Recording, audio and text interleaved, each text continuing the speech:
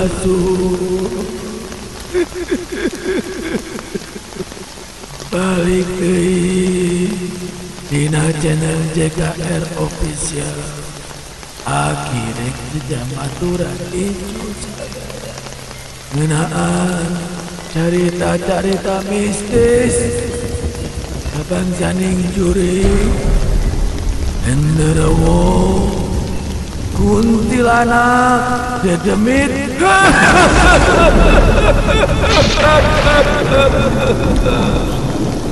dan akhirnya kepenyet Oma upamanya terjumah kliwon di peti ulah sosorangan isi aya nu maturan itu kamu dan saukur di Jumat Kliwon tiba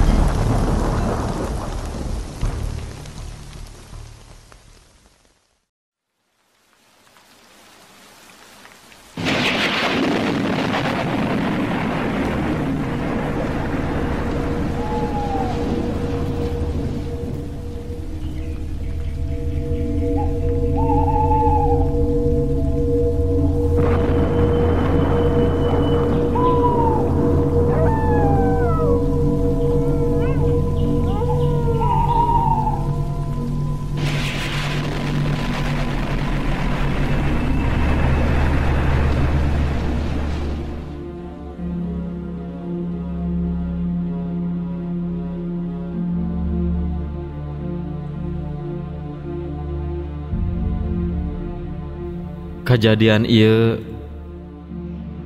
basa kuring kakarek lulus sekolah SMA.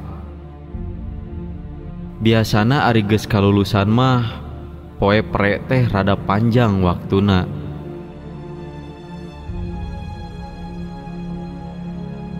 Komode ieu kuring geus beres sakola ti SMA, lamun teu neruskeun ka perguruan tinggi atawa kuring can digawe mah pasti we kuring rada lumayan lila aya di imah. Nya ku sabab kitu dina waktu kuring eueuh kagiatan, kuring ngadon camping jeung emang kuring anu ngaranna Mang Ujang jeung babaturan kuring anu ngaranna Agus, Ayi jeung Wawan. Anu rek dijugjug dipake tempat camping teh nyaeta ka Gunung Puntang.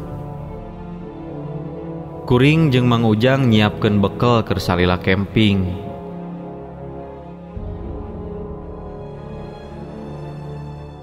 Mang, hei, kira-kira naon deui nya anu rek dibawa teh? Tong loba-loba ting mah dahareun lah. Da ari dahareun mah kewe meuli di ditu. Pasti ka lokasi lah meulina supaya teridu teuing mawana. Oh, nya atuh Mang. Ya oge ngan mau bekel saperluna weh. Ayo tuh, urang irit aja nak. Tuh, geningan si Ai jeung si On geus datang.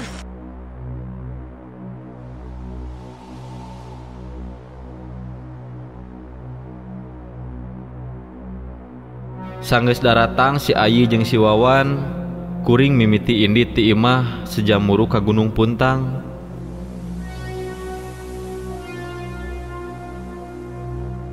Kuring indit ka Gunung Puntang teh make kendaraan umum.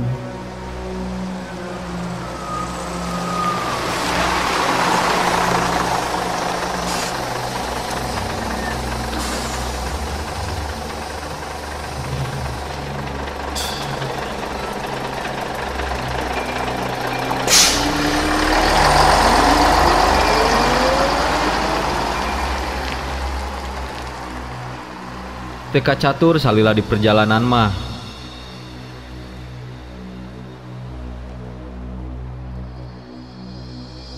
Pondok carita kuring geus tepi ke tempat camping. Tempat anu ngahaja rek dipake camping teh sisi walungan. anu teu jauh ti curug anu katelah Curug Siliwangi.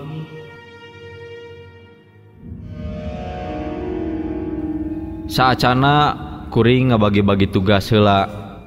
Nyata tugas anu keur nyieun tenda, tugas anu nyiapkeun dahareun jeung suluh keur nyieun durukan.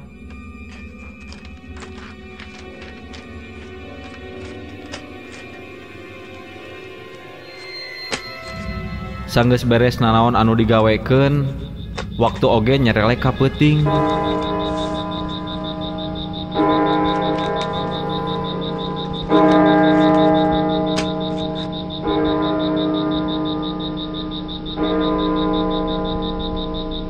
Peuting harita kuring ngarasa bungah, jauh tina pikiran-pikiran anu matak ngarudetkeun.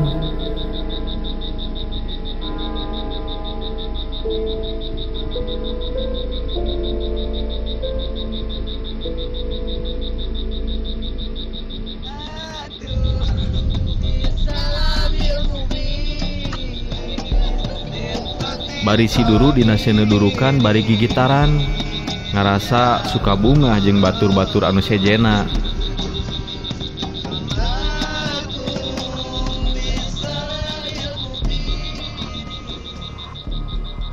Poe kadua kuring di tempat camping, nya kajadianana pas sore. Harita kuring geus balik mandi ti walungan.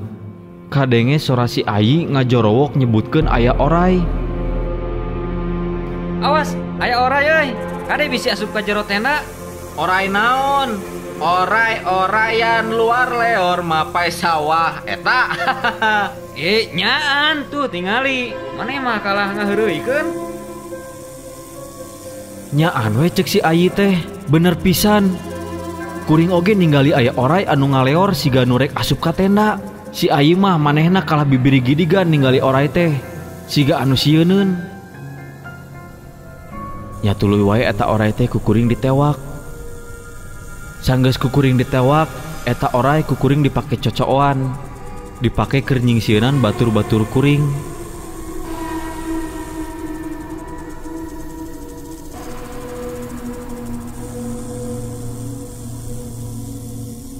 Sanggeus kuring rada lila ngulinkeun eta oray, maksudna mah supaya eta oray teh leuleus, tuluy ku kuring dibatek.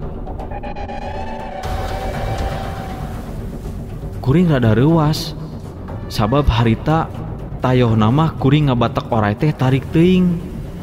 Nu kajadianana barang oray ku kuring dibatek teh langsung pegat jadi dua.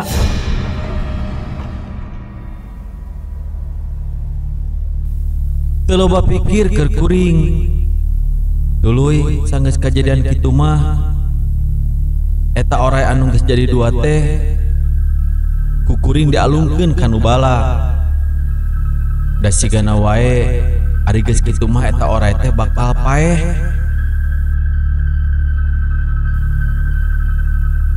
Peuting harita sanggeus kajadian tadi sore basa kuring maehan oray teh sakumaha biasa kuring ngariung di sisi durukan bari gigitaran suka bungah.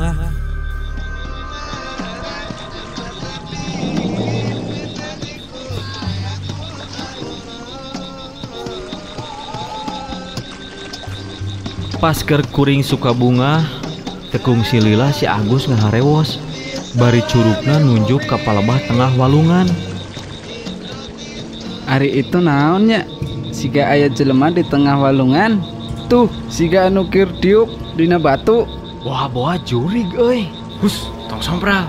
Ieu teh di leuweung lain di kota. Bisi ayana naon? Nyaan tuh, aya jelema di luhur batu. Nah, saha atuh eta jalma teh?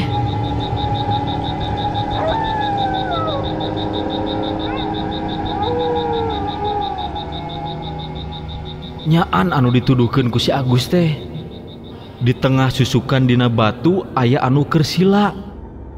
Terus manehna ngajurung kunung nangtung, sarta curugna nunjuk ka kuring bari cacarita, sorana matak muringkak bulu punuk.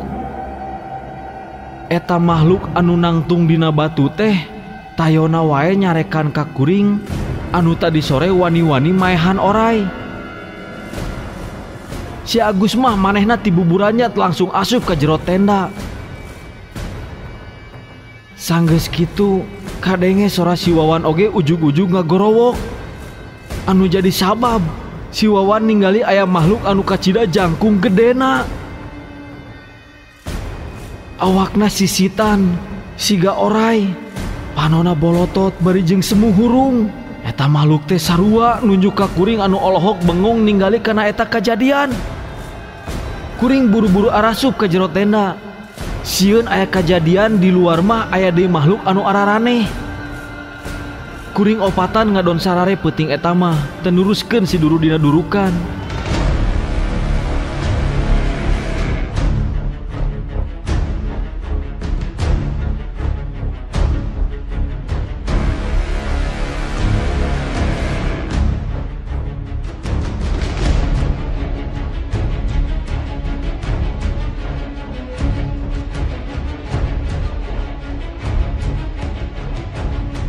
Karek oge kuring sare salenyapan, Mang Ujang ngaguya-guya kuring anu geus sare tea. Si Agus jeung si Ayu oge hararudang. Mang Agus ningali siga aya jalma di saluareun tenda anu ngadon ku kurilingan-ngurilingan tenda. Eta jalma siga mamawa lampu cempor bari teu eureun ngomong.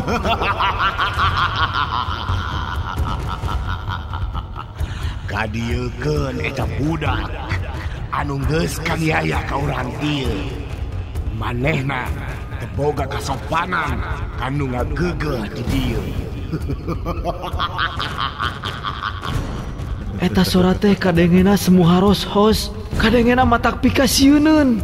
Kuring jeung nu sajana teu wani kaluar ti jero tenda. Malahan mah kuring langsung we dikurumun ku sarung. Tayohna wae nu aya di luar teh amek ka kuring anu geus maehan orai tea.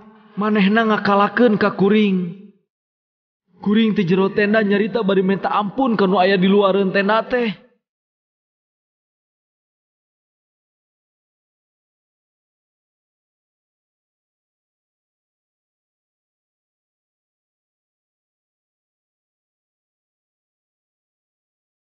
Sanggeus dikitukeun mah ku kuring, eta sora teh teu kadenge deui. Malah jalma anu katinggalina aya di saluareun tenda oge ngaleungit. Peuting eta kuring teu bisa sare. Jeung deui ngadak-ngadak awak kuring karasana asa tiris. Beuteung karasana seueuh. Dada oge asa eungap. Ku kuring karasa ngusil piutaheun. Nya kuring cicing di lawang tenda anu dipolongokeun. Teu kongsi lila. Kuring utah-utahan di lawang tenda. Keur kitu katempona siga aya makhluk anu ngabedegah hareupeun. Barang kuring tanggah kacida kuring reuas jeung sieun. Sabab nyaan wae di hareupeun teh aya makhluk anu ngabedegah jangkung gede, panona bolotot semu hurung jeung awakna sisitan. Eta makhluk teh keukeuh wae nyarekan ka kuring. Sia geus wani-wani nyingkahkeun aing di tempat. Sia kudu nanggung akibatna. Ka dieu sia kudu tanggung jawab.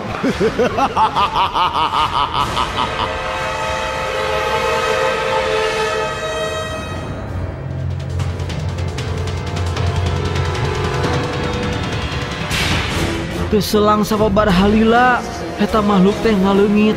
Sabab kadengena hawar-hawar ti kaanggangan siga geus aya anu adan subuh. Nyata yohna wae wanci teh geus asup ka subuh. Sanggeus aya kajadian kitu mah kuring sarerea teu neruskeun camping di eta tempat. Anu tadina mah rek lila camping teh, tapi kusabab aya kajadian aneh sarupaning kitu kuring camping teh ngan ukur 2 poe.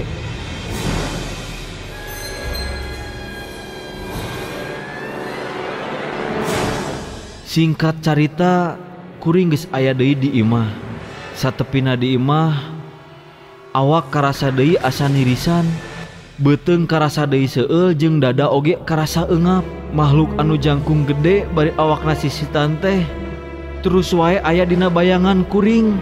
Kadang-kadang mah aya ngebeleg-beg bari anger we minta tanggung jawab ka kuring.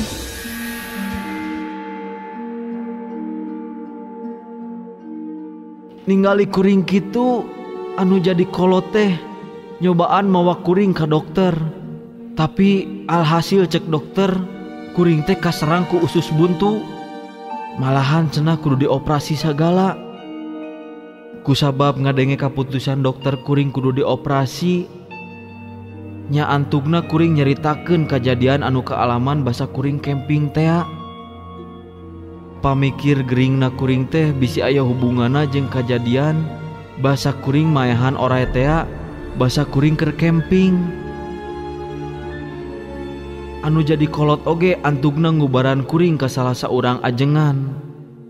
Sajeroning kuring diubaran, cek ajengan nu ngubaran kuring, memangnya geringna kuring teh balu karena tina kajadian basa kuring maehan oray.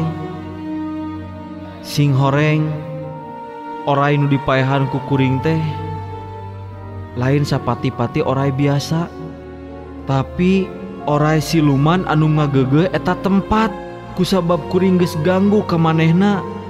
Nya kuring dikakalakeun ku eta siluman. Ngan untungna paajengan bisa ngubaran kuring nepi ka kuring cager deui.